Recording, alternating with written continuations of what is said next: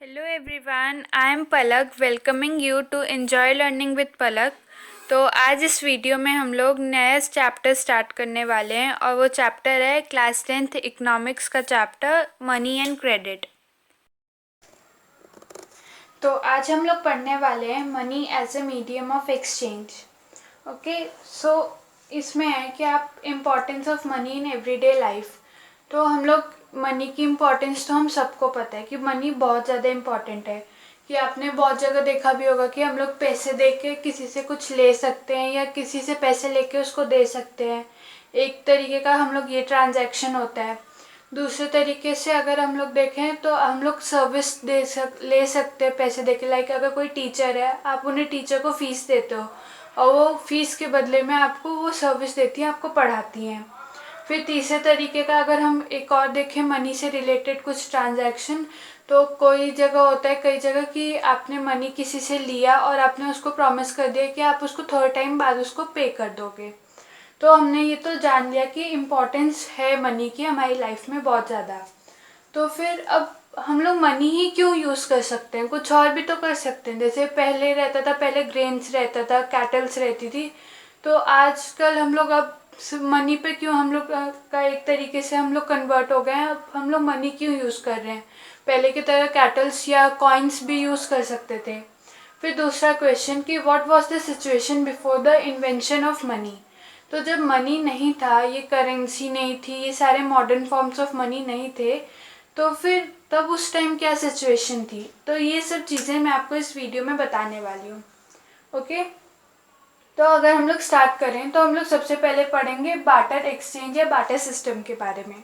तो barter system वो था, जैसे कि यहाँ पे मैंने लिखा है कि a system where goods are directly exchange without the exchange of money. तो एक ऐसा सिस्टम था जहाँ पे गुड्स को आप डायरेक्टली एक्सचेंज कर सकते थे बिना किसी मनी के एक्सचेंज में।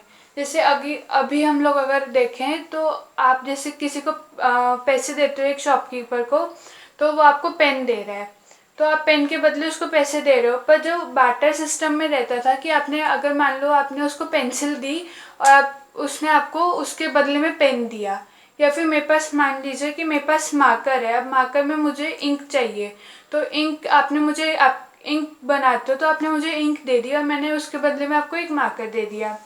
ओके, तो ये था बार्टर एक्सचेंज। पर बार्टर एक्सचेंज में एक लिमिटेशन है।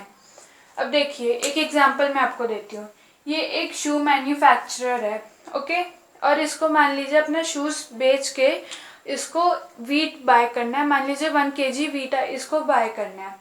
तो ये अगर जाएगा और इसने जाके वीट एक फार्मर को बोला कि मुझे वीट चाहिए, आप मेरे शूज़ ले लीजिए। और अगर मान लीजिए कि ये अगर फार्मर देने को तैयार हो गया, तब तो ये सही हो गया।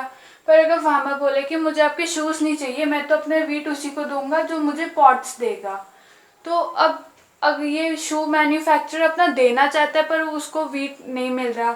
तो एक लिमिटेशन हो गई थी बार्टर एक्सचेंज में, वो थी कि डबल कोइंसिडेंस ऑफ वांट्स। अब डबल कोइंसिडेंस ऑफ वांट्स क्या था, तो वो ये था कि what a person desires to sell is exactly what the other wishes to buy. Okay, तो अगर मान लीजिए इसमें एक ये लिमिटेशन थी, इसकी ये प्रॉब्लम थी कि अगर ये शू मैन्युफैक्चरर जो बेचना चाहता है वहीं वो चीज़ जो खरीदना चाहता है, ये वीट एक फार्मर भी यही ये चीज़ उसको दे। तो अगर मान लो मैं आपको पेन देना ही नहीं चाहती, आप मुझे उसमें पेंसिल दे रहे हो, मैं आपको पेन देना ही नहीं चाहती, तो अब ये ट्रांजैक्शन तो हो ही नहीं सकती फिर। तो इसी वजह से ये इसकी लिमिटेशन हो गई थी। तो बार्टर सिस्टम इस वजह से ये ट्रेडिशनल मेथड था, तो यही हुआ इसके प्रॉब्लम। अब एक इसकी दूसरी प्रॉब्लम भी थी, वो थी कि इसमें कोई भी जैसे अगर लैक ऑफ मेजरमेंट, अगर मान लो कि मैंने आप मान लीजिए तैयार हो गए, आपने कहा कि मैं आपको 1 kg वीट दूंगी और उसके बदले में आपको मुझे एक पेयर ऑफ शूज़ देने हैं। भाई मुझे चाहिए ½ kg वीट ही चाहिए, तो क्या मैं एक शूज़ तो आपको दूंगी नहीं, तो ये भी प्रॉब्लम। उसके बाद एक और प्रॉब्लम हो गई थी, वो थी लैक ऑफ स्टोरेज। अगर मेरे पास वीट भी हो गया तो अब इतना सारा वीट स्टोर करने में भी तो प्रॉब्लम होगी, और इस वजह से मनी आया। अगर अब मान तो अगर हम मान लेते हैं कि उस टाइम मनी होती तो ये शू मैन्युफैक्चरर जाके उस मनी से अपने शूज़ को सेल करता और उसको जो मनी मिलती उससे वो जाता इस फार्मर के पास और फार्मर से वो फिर उसके वीट ले लेता और उसको मनी दे देता। और सेम चीज़ ये फार्मर पॉट्स बाय करने के लिए करता। तो मनी से सारे प्रॉब्लम सॉल्व हो जाते। तो हमें पहले क्वेश्चन का आंसर तो हमें मिल गया और दूसरे का भी मिल गया कि वाई ओनली मनी। मनी ही क्यों हम लोग यूज़ करते हैं, क्योंकि मनी बहुत एक कन्वीनियंट वे होता है किसी ट्रांजैक्शन को करने का। और दूसरा कि what was the situation before the invention of money. तो हमने ये जान लिया कि ये बार्टर एक्सचेंज का उस टाइम सिचुएशन होता था, बार्टर सिस्टम रहता था। फिर नेक्स्ट हमारा है इकोनॉमी विथ मनी। तो मनी के साथ जब इकोनॉमी रही तो उसमें क्या चेंज हुआ, तो उसमें एक ये हुआ कि हमारे जो ये डबल कोइंसिडेंस ऑफ वांट्स था वो एलिमिनेट हो गया।